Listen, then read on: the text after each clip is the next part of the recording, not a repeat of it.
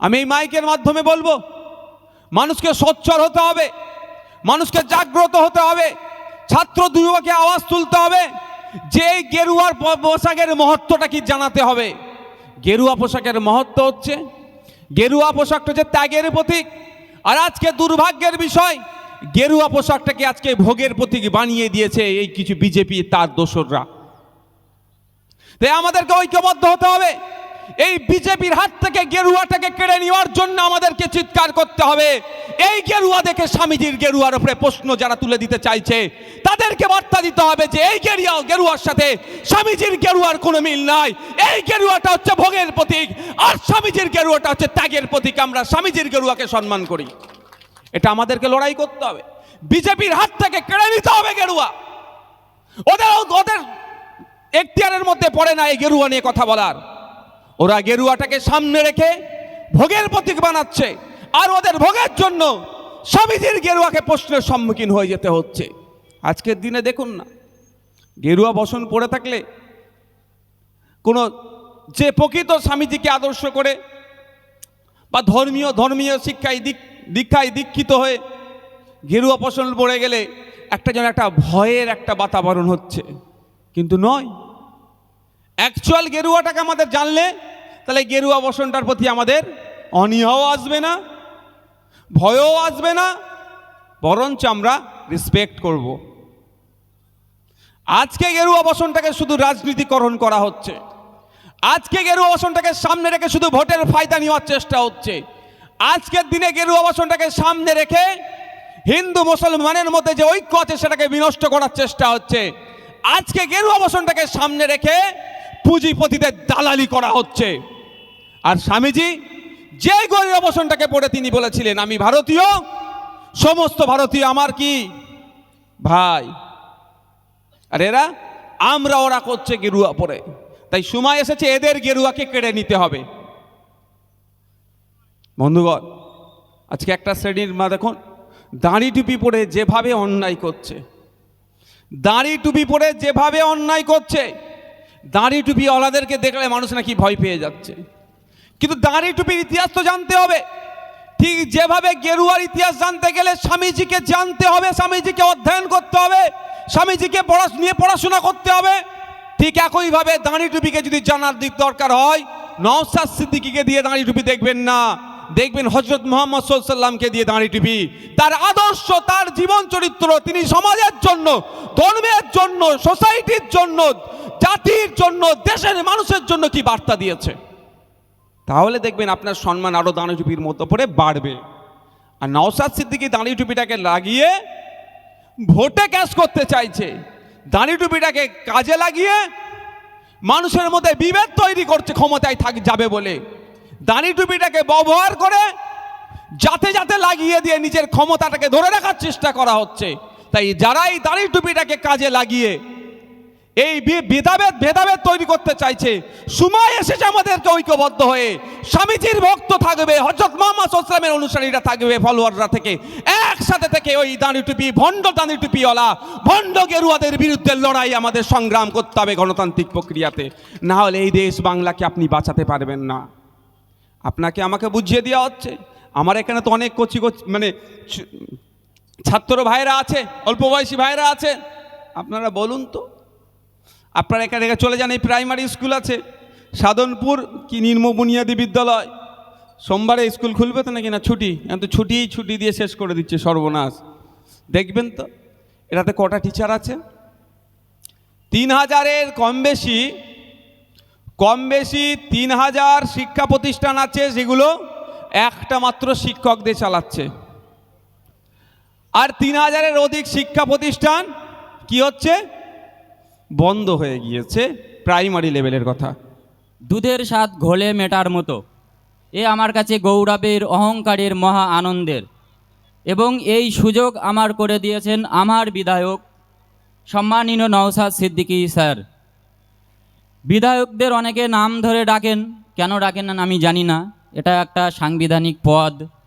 তিনি আমাদের অভিভাবক, সর্বোচ্চ পদে থাকেন বিধানসভার, এবং তিনি 294 জন যে পশ্চিমবঙ্গটাকে চালাবেন, 9 কোটি মানুষকে যে চালিত করবেন, তার মধ্যে একজন এরকম একজন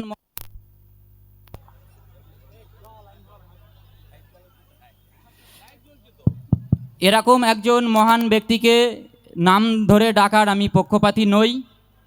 তো যাই হোক, আমি বীর বিপ্লবী স্বাধীনতা সংগ্রামী নেতাজি সুভাষচন্দ্র বোস স্যারের, এই নেতাজি সুভাষচন্দ্রের নামের পাশেও কেউ স্যার বলেন না, আমি বলেছি, কারণ বলা উচিত, সম্মানীয় ব্যক্তি।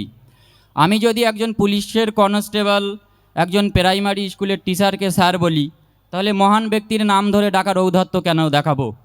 তো সেই স্বাধীনতা সংগ্রামী নেতাজি সুভাষচন্দ্র বোস স্যার বলেছিলেন, তোমরা আমাকে রক্ত দাও, আমি তোমাদের স্বাধীনতা দেব।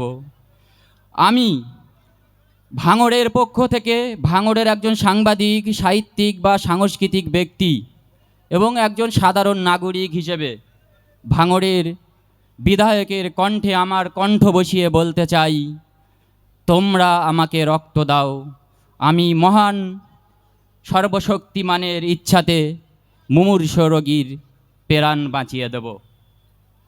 তো আসুন আপনারা রক্ত দান করুন, রক্ত অর্পণ করুন। মানুষের জীবন বাঁচানোর কাজে যে আপনি লাগবেন, এর থেকে ভালো লাগার মুহূর্ত বা এর থেকে ভালো দান, এর থেকে ভালো উপহার আর কিছু হতে পারে না। আমি আর একটা কথা বলবো, মাননীয় বিধায়ক শুধু বিধায়ক নন, তিনি পশ্চিমবঙ্গের সবচেয়ে বিখ্যাত পরিবার মোজাদ্দেদিয়া পরিবার, ফুরফুরা শরীফের পরিবারের সুপুত্র। রবীন্দ্রনাথ ঠাকুর স্যার বা নেতাজি সুভাষচন্দ্র বোস স্যারের বাড়িতে যত না লোক যান, আমি তাদের ছোট করছি না মোটেও, তাদের প্রতি পূর্ণ শ্রদ্ধা রেখে আমি বলতে চাই, তার থেকে বেশি লোক বছরে যাতায়াত করেন ফুরফুরা শরীফে। সেই ফুরফুরা শরীফের সন্তান হয়েও তিনি যেভাবে মানুষের সঙ্গে মিলে মিশে একাকার হয়ে যান, যেভাবে সাগর আর নদী মিশে যায়, পাশাপাশি তিনি সোশ্যাল মিডিয়াতে এত অ্যাক্টিভ। আমাকে উনি চেনেন বলে যে উত্তর দেন, আমার মনে হয় এটা নয়।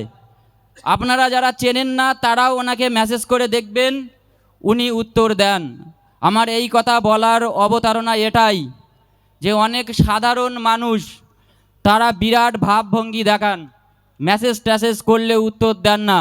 আপনারা ভাবেন যে এতে আপনাদের ব্যক্তিত্ব উন্নতি হচ্ছে। বিশ্বাস করুন, আপনাদের ব্যক্তিত্ব উন্নতি হয় না, বরং আপনি যদি ঠিকঠাক মানুষের অন্তত মেসেজের উত্তর না দেন, আপনার ব্যক্তিত্ব তলানিতে থাকে। এবং শিক্ষক বলা হয়, শিক্ষক শুধু বিদ্যালয়, মহাবিদ্যালয়, বিশ্ববিদ্যালয়ের শিক্ষকরা যে শুধু শিক্ষক হন, এ কথা আমি মানি না। বরং শিক্ষক সত্তা আমাদের বিধায়ক সম্মানীয় নওশাদ সিদ্দিকী স্যারের মধ্যে রয়েছে। কারণ আমি গত বছরেও বলেছিলাম, এ বছরেও বলছি, বিড়াল দিবস বলে একটা দিবস আছে। আমি জানি না, সাংবাদিকদের কাছে তথ্য ভাণ্ডার থাকে, কিন্তু আমার ভাণ্ডারে ওটা ছিল না। বিড়াল দিবস কবে, কি দিবস, কোন স্বাধীনতা সংগ্রামীর জন্মদিন তিনি পোস্ট করেন, তা থেকে আমি শিখি তিনি আমার শিক্ষক। তাই আমি তাকে শিক্ষক হিসেবে তাকে আমার প্রণাম করতে ইচ্ছা করছে, কিন্তু আমি প্রণাম করি না, বাবা মাকেও করি না, সেই জন্য কোনো শিক্ষক মহাশয়কে করি না, কিন্তু তাকে আমি শিক্ষক হিসেবে আমি বিনম্র শ্রদ্ধা জানাচ্ছি। আর একটা হলো, আমি যেহেতু পেশাগতভাবে সাংবাদিক, আর অনেক সাংবাদিকরা মঞ্চে ওঠেন না, তাদের হয়তো বাধ্যবাধকতা আছে, আমার কিন্তু কোনো বাধ্যবাধকতা নেই, কারণ আমি অনিয়ম উচ্ছৃঙ্খল, আমি ভেঙে ফেলি যত নিয়ম কানুন। তো আমি নিয়ম ভেঙে, আমি মনে করি না যে রাজনীতি অস্পৃশ্য, কারণ রাজনীতিবিদরাই সংবিধান রচনা করেন। আর একটা কথা হলো, কেউ কেউ বলেন আমি নেতাদের ঘৃণা করি, অথচ নেতাদের তৈরি করা সংবিধানকে বলে শ্রদ্ধা করি। হ্যাঁ, এর থেকে মিছে কথা বা প্রতারণা করা আর কিছু হয় না। যাই হোক, আমি একটা কবিতা বলতে চাই, হয়তো 1 থেকে 1.5 মিনিট লাগবে। আমি আপনার কাছ থেকে ভিক্ষা নিচ্ছি এই সময়টা। এত বড় মঞ্চ, আমার নেমে যেতে ইচ্ছা করছে না, তবুও অন্যরা বলবেন। তো একটা কবিতা বলি।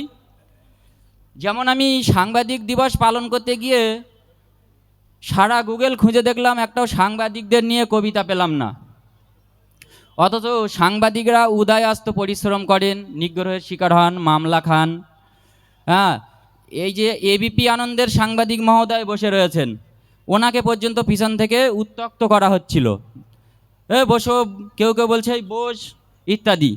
আমাদের সাংবাদিকদের এই হলো সম্মান। তো সেই আক্ষেপের কথা আমি একটু লিখেছি। আমার সাংবাদিক মহোদয় রঞ্জিত কুমার মণ্ডল মহাশয় বসে রয়েছেন, আনন্দবাজারের শামসুল হুদা মহোদয় বসে রয়েছেন, এনকে টিভি 9-এর আলমগীর মোল্লা মহোদয় বসে রয়েছেন, অন্যান্য যারা সোশ্যাল মিডিয়ার সাংবাদিক। আপনাদের মনের কথাটাই আমি বলেছি, দেখুন কেমন লাগে। আমি সাংবাদিক সাদ্দাম হোসেন মিদ্দে, আমারই লেখা। কারণ আমাকে অনেকে কবি বলে বিভিন্ন জায়গায়, আমি লজ্জা পেতাম, কবিতা তখন লিখতাম না, অথচ কবি বলতো, তাই লিখেই ফেললাম রাগ ঢাক করে। আমি খবর খুঁজি, আমি খবর রচি, আমি খবর করি ফেরি, আমি জাতির বিবেক, আমি সমাজের আয়না, আমি লিখে যাই সভ্যতার দলিল। খবরের খবর আসলে কানে করি না মোটেই দেরি, রাত দিন 7 দিন কাজ করি যেন বিরামহীন ঘড়ির কাঁটা। কাদা ঝড় রোদ কিংবা হাড় কাঁপানো শীত তুচ্ছ করে ছুটি, গুলির শব্দ বোমের মর্মর ধ্বনি শুনেও ছুটে যাই দুরন্ত ষাঁড়ের মতো। বন্যা খরা ভূমিকম্প মহামারীতেও আমি অবিরত। নানান কাজ আছে আমার, তবুও নেই কার্যালয়। উৎসবে অনুষ্ঠানে পাই না আমি প্রধান অথবা বিশেষ অতিথির মর্যাদা।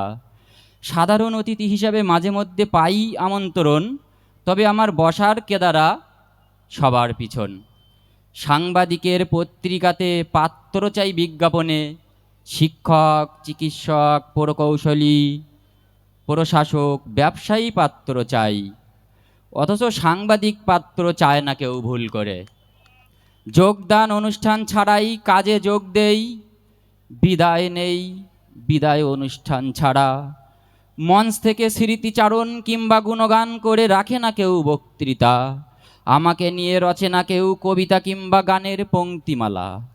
কাশিতে মরলেও আমি দেখতে আসে না কেউ বাড়িতে, অবশেষে যাওয়ার সময় হলে যাত্রা করি কবরের দেশে।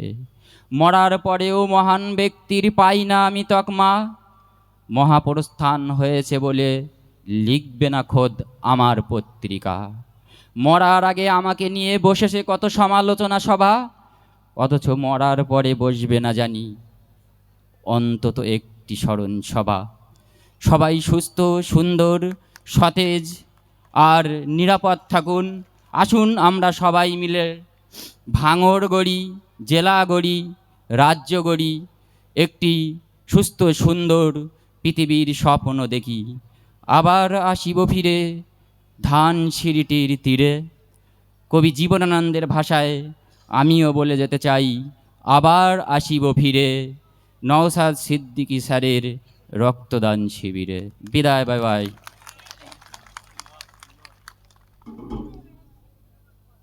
আচ্ছা এটা বলবে বলবে, এদিকে আছে এদিকে আছে। এই সাদ্দাম ভাই, আপনার ফ্যান এসেছে। আমি ধন্যবাদ জানাই সাদ্দাম ভাই। সাদ্দাম একটু যাও না। তিনি তার কবিতার মাধ্যম দিয়ে সাংবাদিকদের ক্ষোভের কথা, তাদের সাথে যে ইনজাস্টিস হয় মাঝে মধ্যেই, অন্যায় হয়, সে কথা তুলে ধরলেন। আমি দুটো তথ্য দেব সাংবাদিকদের নিয়ে। প্রথম তথ্য হচ্ছে, সাংবাদিক স্বাধীনতায় আমাদের এই মহান ভারতবর্ষ, আমাদের এই স্বপ্নের পশ্চিমবঙ্গ ব্রিটিশ মুক্ত করার জন্য